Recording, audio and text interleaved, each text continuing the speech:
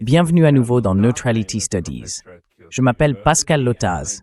Je suis professeur à l'Université de Kyoto et mon invité aujourd'hui est le Dr Werner Hugemer, éditeur allemand et philosophe interventionniste autoproclamé. Il est également l'auteur du livre Amitié fatale, comment les États-Unis ont conquis l'Europe. C'est ce dont nous voulons parler aujourd'hui. Alors, bienvenue Werner. Werner Hugemer. Bonjour, merci pour l'invitation. Merci d'être avec nous en ligne et merci d'avoir écrit ce livre. Il est vraiment important que nous discutions des nombreuses façons dont les États-Unis exercent aujourd'hui une forte influence en Allemagne et en Europe en général. Peut-être pouvez-vous nous présenter un peu votre livre et la manière dont vous avez abordé ce sujet. Quel en est le point de départ?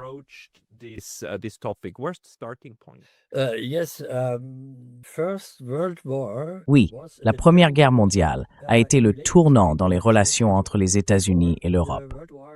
Avant la Première Guerre mondiale, ce sont les banques européennes, d'Amsterdam, de Francfort et ainsi de suite, qui finançaient l'industrialisation des États-Unis. Par exemple, les deux camps de la guerre de sécession américaine étaient financés par des banques européennes.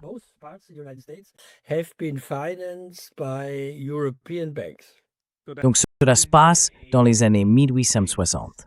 Werner Hugemer. Oui, dans les années 1860, oui. Et après la guerre de sécession, l'industrialisation des États-Unis s'est développée très rapidement. La Première Guerre mondiale est ensuite devenue le tournant de cette relation, car les armées des puissances européennes étaient si vastes, tellement de monde. Les Allemands comptaient environ 10 millions de soldats, les Britanniques 10 millions, les Français 10 millions et les Italiens à peu près autant. Mais ils n'avaient pas assez de ressources pour se préparer à la guerre. C'est donc Wall Street qui a accordé du crédit aux puissances européennes belligérantes et des entreprises américaines comme United Steel et DuPont ont fourni les armes.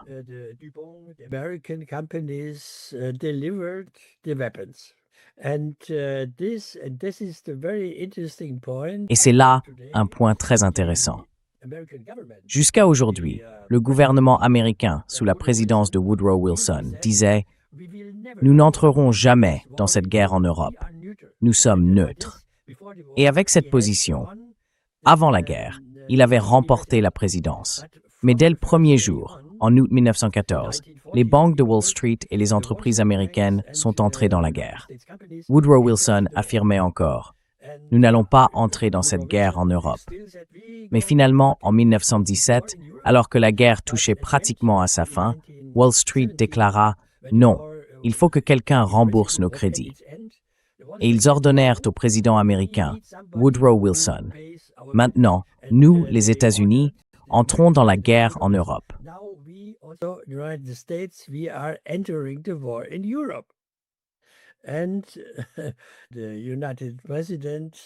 Et le président des États-Unis, Wilson, décida « Nous allons maintenant envoyer notre armée en Europe. » L'armée américaine partit donc pour l'Europe. Et comme les soldats européens étaient épuisés, ils ne pouvaient plus combattre. Avec seulement environ 1 million de soldats, les États-Unis purent mettre fin à la guerre en Europe. Dans les traités de Versailles après la guerre, le président Woodrow Wilson fut le principal dirigeant et il déclara que l'Allemagne avait été l'instigatrice du conflit et devait désormais payer. Ainsi, à Versailles, il fut décidé que l'Allemagne paierait les dettes dues aux alliés des États-Unis d'Amérique. Oui, le Repressico, l'Itematic Timberwall.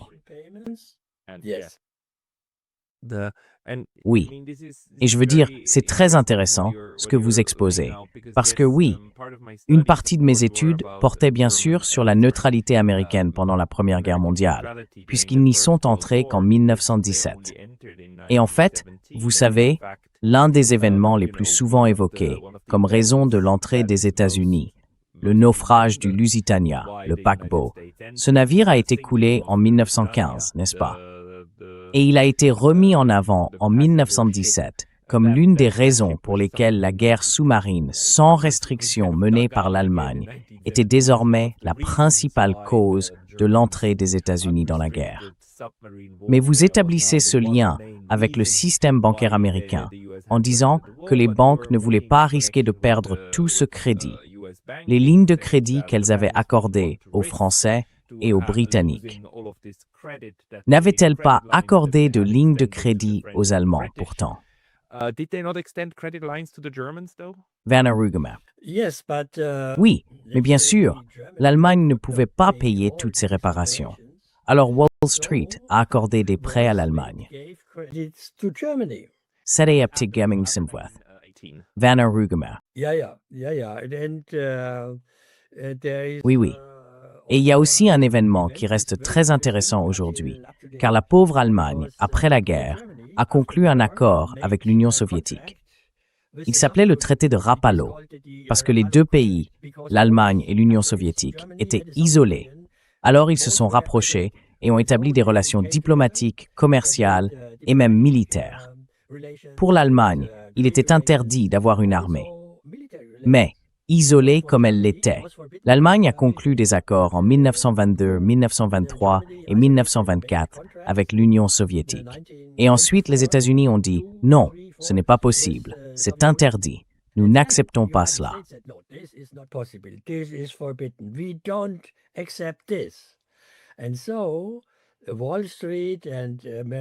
Ainsi, Wall Street et le gouvernement américain ont mis en place un plan spécial appelé le plan Dawes. Vous connaissez le plan Dawes? Non, je n'en ai jamais entendu parler. Dawes est un dirigeant de General Electric, un grand capitaliste. Ainsi, Wall Street, par le biais de ce plan Dawes, a mis en place un programme de crédit pour l'Allemagne afin de rompre ses relations avec l'Union soviétique. Grâce à ce crédit du plan Dawes, l'Allemagne pouvait et devait payer les réparations. Le remboursement de ces réparations était prévu sur 50 ans, de sorte que l'Allemagne aurait 50 ans pour rembourser les crédits et les réparations. C'était un programme à long terme.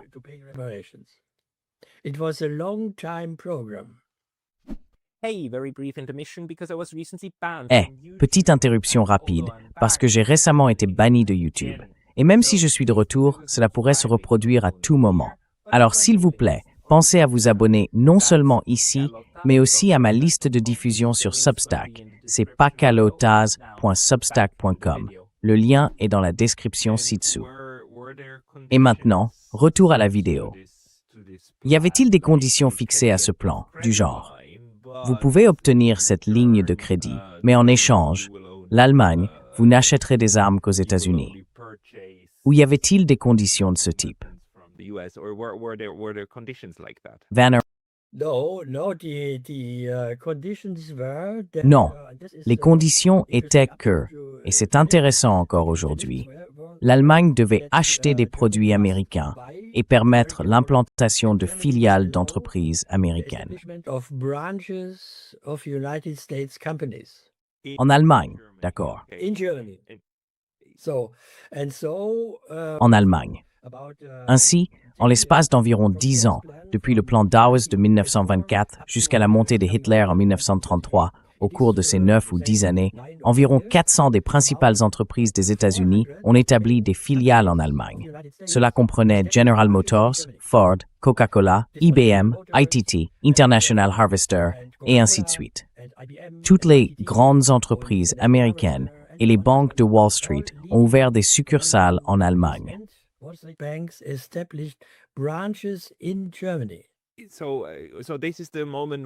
C'est donc à ce moment-là que l'économie a commencé à devenir interconnectée. Et vous savez, ce que vous décrivez ressemble beaucoup à ce que nous connaissons également des dispositifs mis en place après la Seconde Guerre mondiale, à savoir la Banque mondiale et le FMI, qui accordent des lignes de crédit aux pays ayant besoin d'accéder au dollar américain. Mais ces prêts s'accompagnent généralement d'interventions fortes sur la manière dont ces pays peuvent utiliser l'argent et sur l'obligation d'ouvrir leurs économies aux entreprises étrangères, ou plutôt occidentales, ainsi qu'aux conceptions de la façon dont les systèmes capitalistes devraient fonctionner. Vous dites donc qu'un phénomène similaire avait déjà commencé avec l'Allemagne dans les années 1920. Et ce qui est intéressant à propos de ces remboursements liés à la Première Guerre mondiale, c'est qu'ils ont été suspendus pendant la Seconde Guerre mondiale, mais qu'ils ont repris ensuite. Et en fait, si je me souviens bien, ce n'est que sous Angela Merkel que l'Allemagne a effectué le dernier paiement. Je crois que c'était en 2009. C'est bien cela. In 2009, is that about correct? Werner Rugemer. Perhaps a step back because Prenons peut-être un peu de recul, car l'Allemagne a été particulièrement profondément pénétrée par les entreprises et les obligations américaines. C'est également l'Allemagne qui a été la plus touchée par la Grande Dépression venue des États-Unis à la fin des années 1920.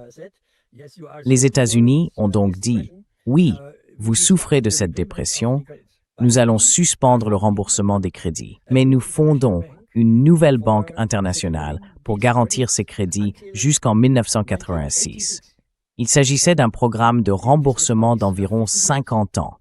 Ainsi, en 1930, Wall Street a fondé la première banque internationale, qu'ils ont appelée la Banque des règlements internationaux. which they called the Bank for International Settlements À Bâle, in Basel, in Switzerland. Yes. À Bâle, en Suisse, oui, parce que le gouvernement suisse a dit « Vous pouvez venir en Suisse, mais vous aurez un statut extraterritorial. You have extraterritorial status. Yes. The BIS, the Bank for La BRI, Settlement, is la very Banque des règlements internationaux, est par nature similaire à l'Organisation des Nations Unies. La Suisse la considère comme ne faisant pas partie de son territoire. La police suisse ne peut pratiquement pas pénétrer dans le bâtiment. Et bien que cette banque ait bien sûr également été fondée par les banques centrales de l'époque, avec, fait très important, la participation des Britanniques ainsi que de la Banque centrale allemande.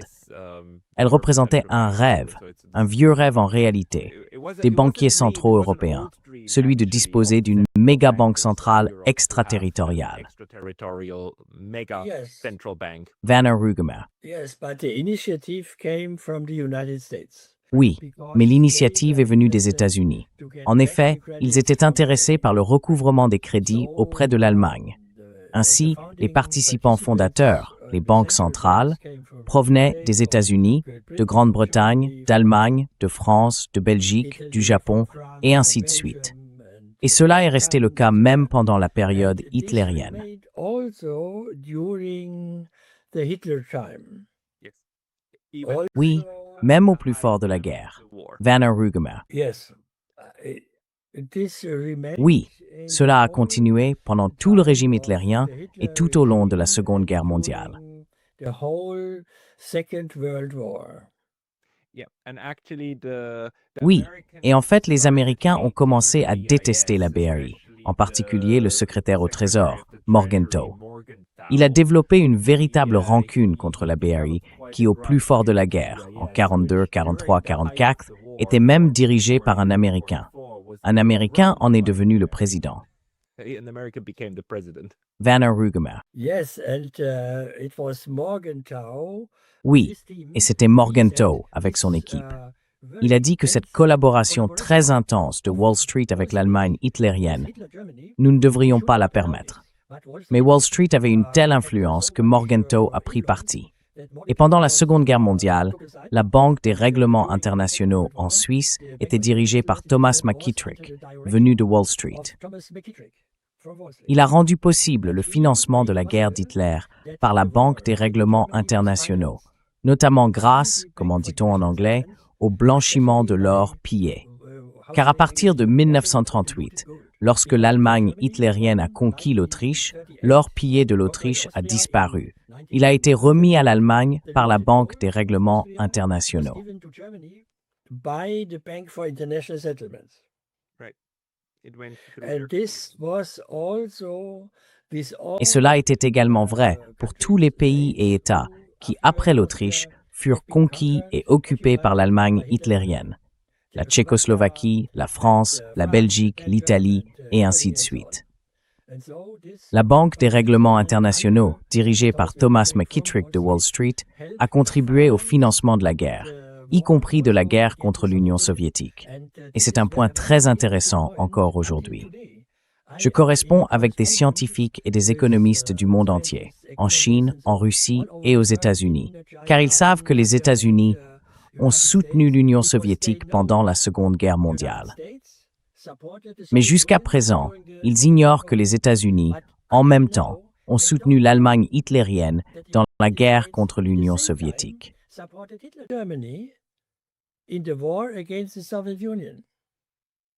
Did they? L'ont-ils fait? Je ne sais pas. Tu veux dire pour quelle période? Tu veux dire avant que les États-Unis n'entrent en guerre? Vanner Rugemer. Non, la Banque des règlements internationaux a soutenu et financé l'Allemagne hitlérienne pendant toute la Seconde Guerre mondiale, y compris la principale campagne militaire contre l'Union soviétique, jusqu'en 1945, à la fin de la guerre. En même temps, et c'est une distinction très intéressante, le gouvernement américain soutenait l'Union soviétique, tandis que Wall Street soutenait l'Allemagne hitlérienne.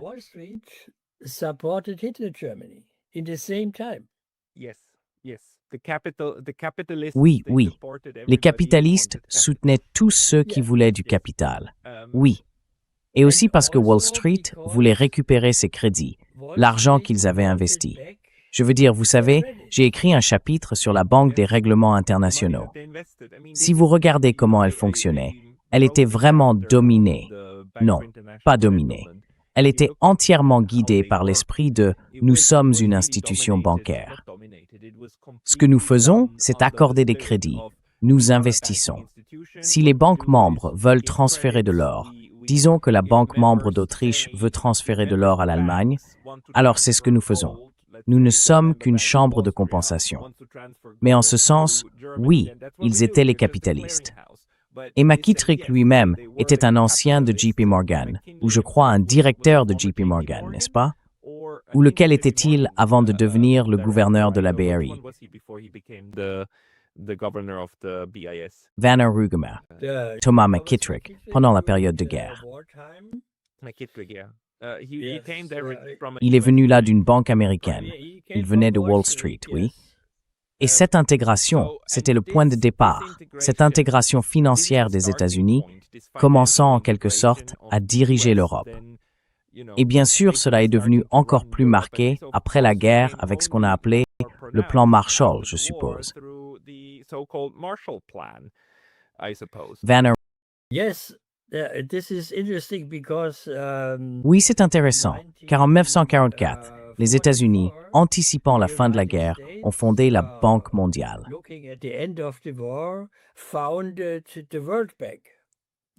Oui, à Bretton Woods, il y a eu une grande conférence. Bretton Woods, oui. Bretton Woods, oui. Et c'était une conférence bien plus importante pour les banques centrales que pour la BRI.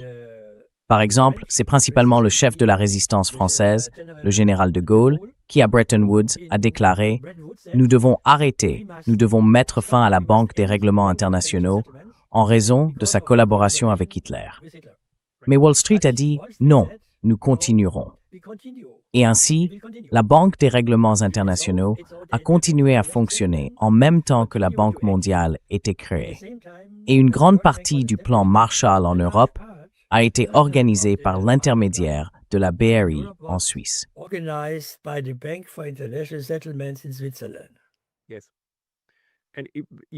Oui.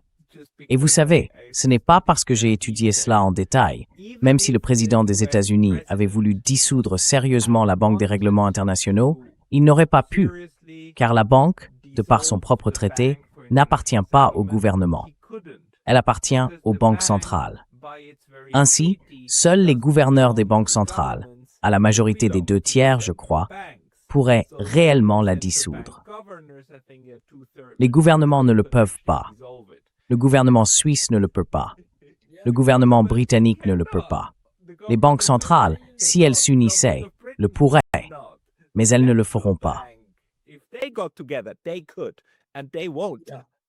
And so I think this is also Et donc, je pense que c'est aussi un point très important pour aujourd'hui, parce que la plupart des gens, la plupart des médias, etc., se tournent toujours vers le gouvernement, vers le président, comme Donald Trump et son administration.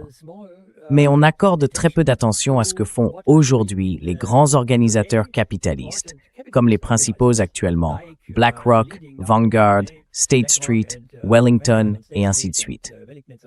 Et aujourd'hui, il existe aussi une différence très importante entre le gouvernement et la sphère capitaliste. Les banques, les investisseurs, les fonds spéculatifs et les autres formes actuelles d'organisateurs capitalistes. present types of capitalist organizers. So, for example, if we take the Ainsi, par exemple, si l'on prend le cas de l'Ukraine aujourd'hui, toutes les personnes présentes aux réunions pour la paix à cause de l'Ukraine parlent désormais de ce que dit Donald Trump, de ce que dit son gendre Jared Kushner, de ce que disent M. Witkov et ses conseillers.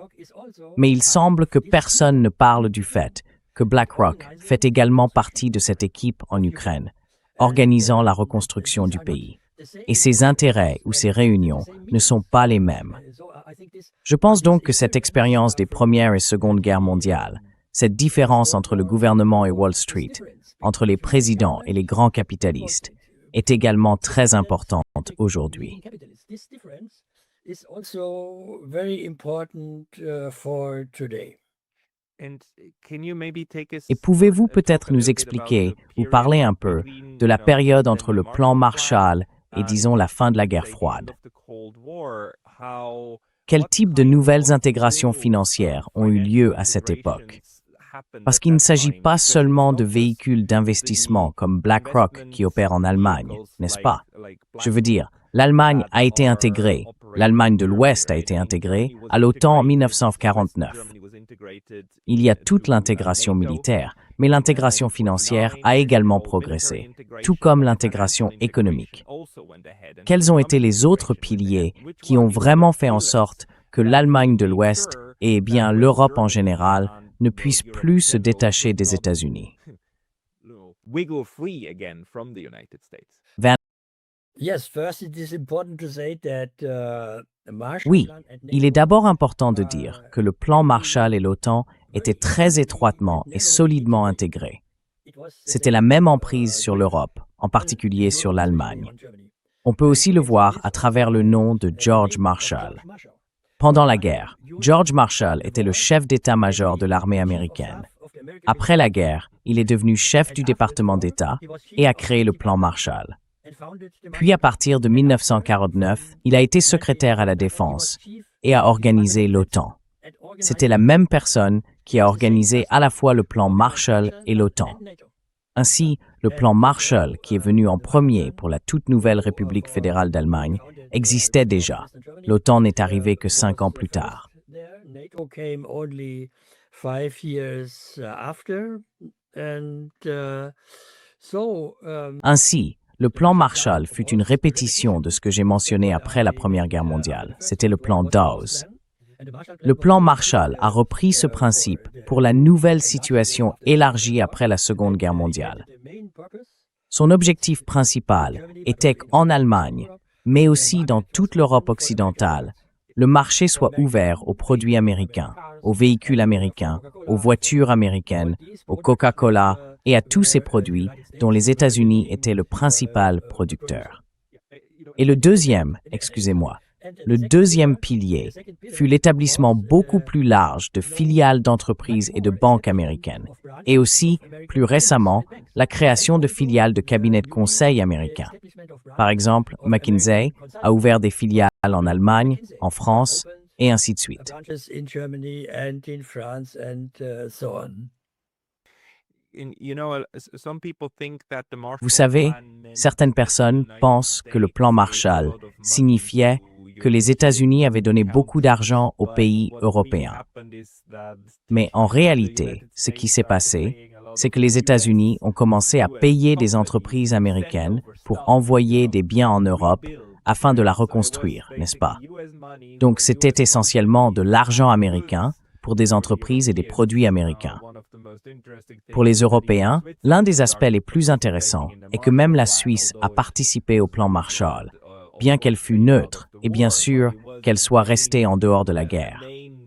Mais elle est devenue une voie principale pour les pays d'Europe occidentale afin d'accéder au marché américain et d'atteindre, l'industrialisation et l'intégration économique nécessaires à l'époque pour reconstruire au moins une partie de l'Europe occidentale. Werner Rugemer. Yes, as you say, it is Oui, mainly, comme vous le dites, on appelait cela principalement l'intégration, mais en réalité, c'était une domination des États-Unis. It was a domination by the United States. Yeah, because US systems Oui, were then parce que les systèmes américains ont ensuite été mis en place en Europe, qui est resté, bien sûr, sous le contrôle des États-Unis. Alors, quels autres exemples avez-vous de la manière dont les États-Unis ont exercé leur contrôle sur l'infrastructure économique européenne, disons? let's say economic infrastructure. Werner Rugemer. Yeah, it was the economic infrastructure. Oui, and il s'agissait de l'infrastructure économique, mais aussi de la mise en place des services secrets, principalement dans la République fédérale d'Allemagne. Durant les 7 premières années de la jeune République, sous le chancelier Konrad Adenauer, il n'avait même pas l'autorisation d'avoir un ministère des Affaires étrangères, un Außenministerium. A State Department, Außenministerium. Il n'était même pas autorisé à avoir un ministère des Affaires étrangères. Yes, yes. No, it was the Oui, American c'était le Trade haut Commission. commissaire américain. C'était sa fonction, High Commissioner. haut commissaire. It was John McCloy. C'était John McCloy, l'ancien président de la Banque mondiale. Pour la fondation de la République fédérale d'Allemagne, il est venu de la Banque mondiale pour servir comme haut commissaire à la fondation de l'Allemagne de l'Ouest. Et c'était en 1949, n'est-ce pas? Western German Republic, And that was in 1949, right? 1949. Excellent. And 1949. the Federal Republic Excellent. in West La République fédérale à l'Ouest a été fondée et à l'Est, la République démocratique allemande, la RDA, a été établie. Au cours des 5 premières années, l'Allemagne de l'Ouest ne faisait pas partie de l'OTAN. Elle y a adhéré en 1954. It became part of NATO in 54. Werner Rugemer. But yeah, what's And, the period? in Dans les premières années, la République fédérale d'Allemagne était encore sous occupation, n'est-ce pas? C'est donc le haut-commissaire, John McCloy, qui occupait ce poste, afin que la République fédérale d'Allemagne, nouvellement fondée, poursuive l'autorité d'occupation. To continue the occupation right. Yes, yes. Oui. Même s'il y avait un nouveau gouvernement allemand, les États-Unis restaient présents. Et bien sûr, les troupes sur le terrain restaient aussi. The boots on the ground, they remained. Werner Rugemer. Yes. And the United States opened Oui, about et les États-Unis ont ouvert environ 30 bases militaires dans la République fédérale d'Allemagne. Le haut-commissaire s'occupait de l'Außenpolitik, la politique étrangère.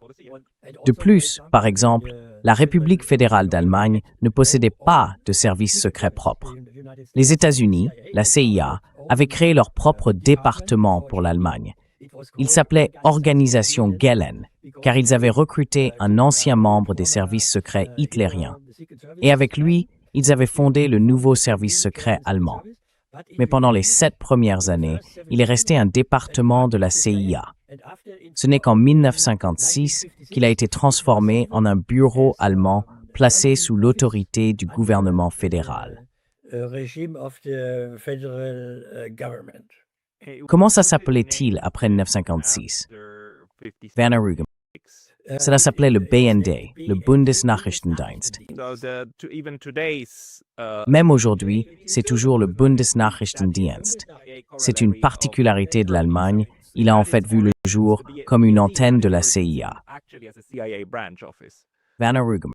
Yes. Okay, I didn't know. Oui, donc dans les premières années, la République fédérale d'Allemagne était encore sous occupation, n'est-ce pas? Sous la direction du haut-commissaire américain.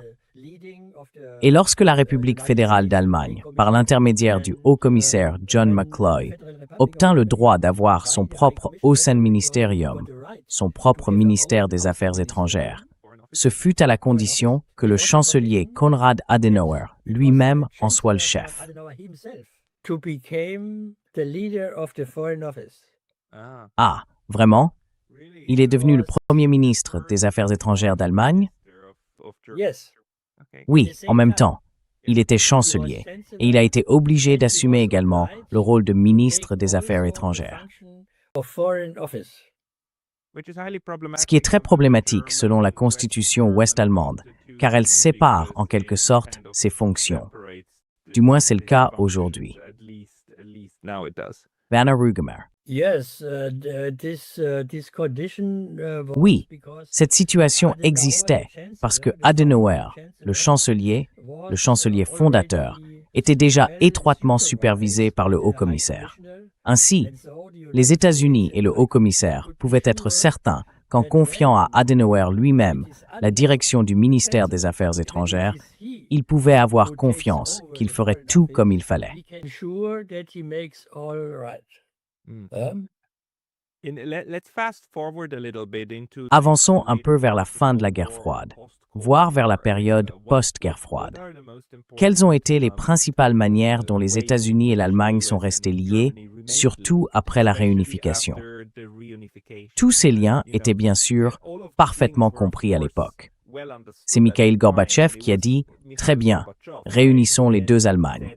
Pas de problème, allez-y. » En raison de toutes les promesses faites de ne pas avancer d'un pouce vers l'Est, et ainsi de suite. Ils ont donc dit « Allez-y, réintégrez. » Et ensuite, l'Allemagne de l'Est, la RDA, a été essentiellement absorbée par la République fédérale. Que s'est-il alors passé pour les structures d'intégration entre les États-Unis et l'Allemagne de l'Ouest? Werner Rugemer. Yes, for the so-called Oui, pour la integration of soi-disant East intégration de l'Allemagne de l'Est en 1990, 90, un nouvel organisme a été créé, appelé la Treuhandanstalt. which has been called a Treuhandanstalt. Un bureau fiduciaire, oui. Yes. And this should Oui, et cela visait à intégrer l'Allemagne de l'Est dans la nouvelle Allemagne unifiée. Mais les principales figures de la Treuhandanstalt étaient des consultants américains, McKinsey, PricewaterhouseCoopers, JP Morgan, qui ont pris les décisions clés sur la manière d'intégrer les entreprises allemandes à l'Ouest. Ils ont décidé quelles entreprises occidentales pouvaient racheter quelles entreprises allemandes et à quelles conditions. Ainsi, la pénétration de l'Allemagne désormais unifiée, une pénétration par des acteurs, des intervenants venus des États-Unis, s'est intensifiée. Et un autre point important, encore valable aujourd'hui, est que l'OTAN ne s'est pas dissoute comme le pacte militaire de Varsovie à l'Est, mais a au contraire continué de s'étendre. But the NATO continued to expand. Right. And there is a very Et il existe une condition très intéressante concernant l'élargissement de l'OTAN après 1990. Jusqu'à aujourd'hui, tous les pays d'Europe de l'Est, sans aucune exception, ont dû d'abord adhérer à l'OTAN, et ce n'est qu'ensuite qu'ils ont pu devenir membres de l'Union européenne. Il n'y a aucune exception. Tous les pays d'Europe de l'Est, la Pologne, la Hongrie, la Roumanie, la Croatie, ont d'abord dû entrer dans l'OTAN. Et aujourd'hui, certains pays d'Europe de l'Est sont déjà membres de l'OTAN, mais pas de l'Union européenne. Par exemple, la Macédoine du Nord et l'Albanie sont membres de l'OTAN, mais elles n'ont aucune chance de rejoindre l'Union européenne dans les années à venir. Oui, Werner Rugemer. Je pense que c'est très important et que cela l'est aussi pour les États baltes et ainsi de suite. Et donc, il y a bien sûr quelques pays qui sont devenus membres de l'Human Arbor, mais ne font pas partie de l'OTAN, l'Autriche, la Suède. Mais tu les exclus parce qu'ils ne sont généralement pas considérés comme faisant partie de l'Europe de l'Est. Ce que tu veux dire, c'est Est au sens d'Europe de l'Est. Yes, Europe. yes, but these important. Oui, oui. Mais ces pays neutres importants, comme l'Autriche et la Suède, avaient bien avant déjà établi ce qu'on appelle des relations souples avec l'OTAN. C'est vrai, comme la Suisse aussi. True. Yeah. Like also Switzerland. Huh? Yes. Oui. Werner Rugemer. So also Ainsi, des soldats et du personnel militaire de Suisse et d'Autriche ont également pris part à la guerre en Afghanistan. War in Afghanistan. Yes, through the Partnership for Peace and Oui, par le biais du partenariat pour la paix et d'autres programmes de coopération bilatérale similaires. Oui. Donc si nous abordons cela aujourd'hui, et bien sûr nous traversons actuellement une phase très extrême, où le dirigeant de l'Allemagne est également un ancien haut cadre de BlackRock. Vous savez, il incarne vraiment ce schéma d'intégration entre la finance américaine et la politique européenne. Avez-vous quelques autres exemples, ou peut-être des éléments dont nous devrions être conscients concernant la manière dont le capital américain et la politique européenne sont intégrés? Yes, you can see this in the person of this. Oui, on peut le voir dans la personne de Friedrich Merz que vous avez mentionné.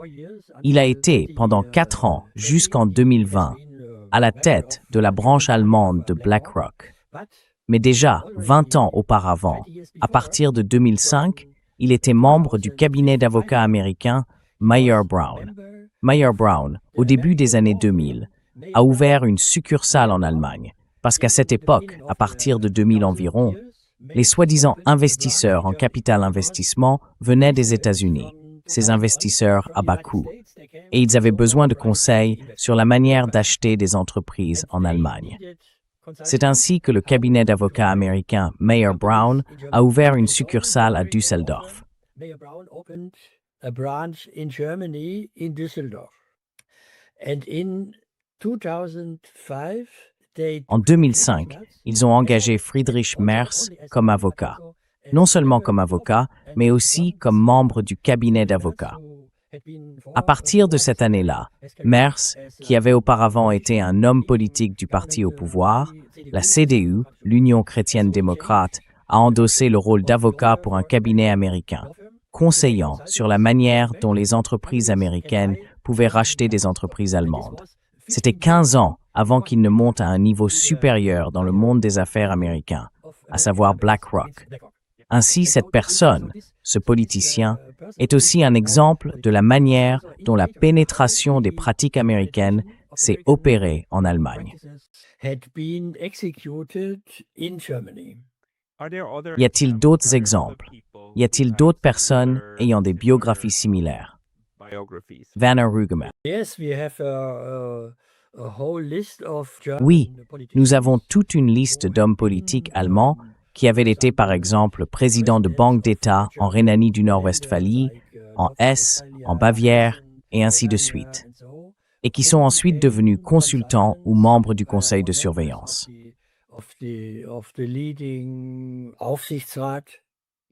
Oui, parmi les principales entreprises, faire partie de leur conseil d'administration.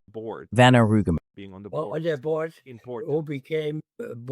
Siéger à leur conseil d'administration ou devenir membre des conseils d'administration des filiales américaines en Allemagne. Et par exemple, dans la soi-disant restructuration de l'industrie allemande, les principaux consultants sont des cabinets d'avocats américains, White & Case, Freshfields et ainsi de suite. Ils conseillent le gouvernement allemand et en même temps, ils consultent pour des entreprises américaines. Et en même temps, ils sont les principaux conseillers de grandes entreprises et banques allemandes, comme Siemens et d'autres.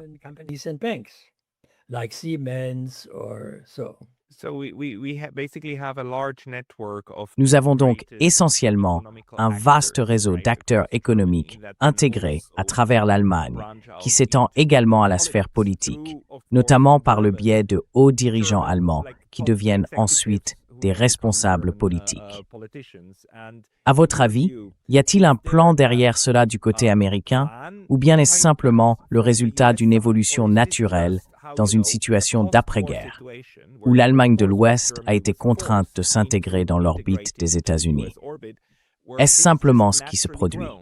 Et ces personnes, aujourd'hui, elles ne sont pas tant contrôlées qu'elles sont simplement convaincues que cette intégration est bien sûr une bonne chose. Yes, I don't think that there is a plan for Oui, je ne pense pas qu'il y ait un plan derrière tout cela. Les entreprises américaines, les consultants et les banques, ainsi que les nouveaux organisateurs du capitalisme, comme les investisseurs en capital investissement, les fonds spéculatifs et BlackRock, agissent de leur propre initiative. Ils ne demandent pas au gouvernement « Avons-nous le droit de faire cela ?» Ils achètent des parts dans des entreprises et des banques allemandes et européennes. Ils ne demandent pas la permission, ils le font simplement. Et c'est, comme je l'ai décrit dans mes livres, notamment dans Amitié fédérale et par exemple dans Les capitalistes du XXe siècle, un processus de pénétration progressive sur une centaine d'années.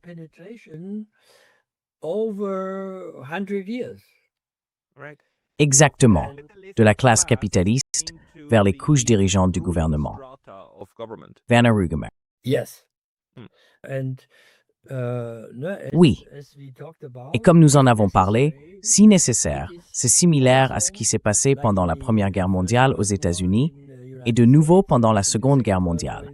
Les banques et les capitalistes agissaient contre leur gouvernement et sans leur gouvernement.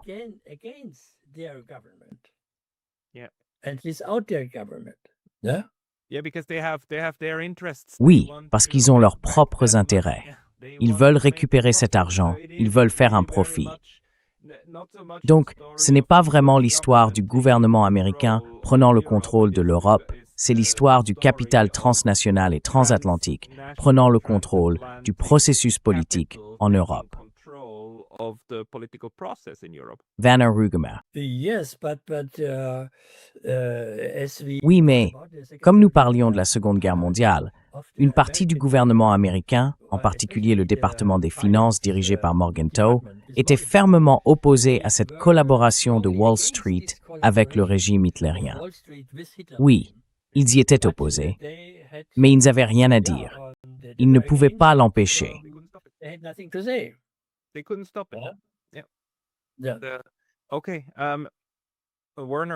D'accord. Werner, c'est une histoire vraiment fascinante dans l'ensemble, car elle déplace l'attention du volet militaire de l'OTAN vers Wall Street et en réalité vers les efforts d'intégration. Cela montre aussi que tout cela a déjà commencé dans les années 1920 et nous sommes maintenant dans les années 2020, n'est-ce pas? Cela nous donne une idée de l'ampleur du développement de ce système aujourd'hui. Nous devons conclure. Men en want is a liv forstå. Où av-til le? Werner Rugemer. Oui, le livre Fatal Friendship est publié à Londres, en Grande-Bretagne. La maison d'édition s'appelle Canute Press International. Et si vous faites comme la plupart des gens aujourd'hui, il vous suffit de taper Fatal Friendship sur Internet, vous le trouverez sur Amazon et pourrez y acheter le livre.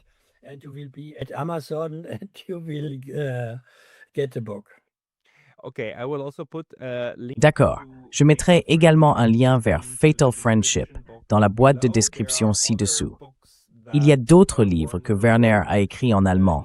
Vous pouvez les trouver aussi. Et oui, Werner Rugemer, merci beaucoup pour votre temps aujourd'hui. Werner Rugemer, merci pour votre invitation. Un grand merci. Thanks.